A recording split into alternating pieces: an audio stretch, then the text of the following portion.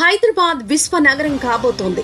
City అభివృద్ధి కోసం Telangana rising 2047 vision document లో ప్రత్యేక స్థానం కల్పించారు సీఎం రేవంత్ రెడ్డి. తెలంగాణకు హైదరాబాద్ గ్రోత్ ఇంజన్. అందుకే నగరాన్ని న్యూయార్క్, టోక్యో లాంటి మెగా వరల్డ్ క్లాస్ సిటీ సరసన చేర్చాలనేది ముఖ్యమంత్రి లక్ష్యం. అందుకు అనుగుణంగా అభివృద్ధికి అనువైన ప్రాంతంగా సిటీని మార్చబోతున్నారు. ప్రజలు నాణ్యమైన జీవన ప్రమాణాలతో జీవించేలా రూపకల్పన చేస్తున్నారు. హైదరాబాద్ నగరం చుట్టూ ఓఆర్ఆర్ లోపల ఉన్న 20 మున్సిపాలిటీలు, 7 కార్పొరేషన్లను విలీనం చేయాలని ప్రభుత్వం నిర్ణయం తీసుకుంది. ఈ నిర్ణయంతో అభివృద్ధి పరుగులు పెట్టనుంది. నగరంలో కాలుష్యం లేకుండా, ట్రాఫిక్ రద్దీతో ఇబ్బంది లేకుండా, వర్షాలొస్తే వరదలు రాకుండా ఉండేందుకు ప్రత్యేక కార్యాచరణ రూపొందించారు సీఎం. అందుకే నగర విస్తీర్ణంతో చుట్టుపక్కల ప్రాంతాలను కూడా ఒకే పాలనా వ్యవస్థ కిందకు తీసుకొస్తున్నారు. దీంతో సిటీ పరిధి మరింత విస్తరించనుంది. కొత్తగా 20 మున్సిపాలిటీలు, 7 కార్పొరేషన్లు నగరంలో కలపడంతో సిటీ విస్తీర్ణం 2000 చదరపు కిలోమీటర్లు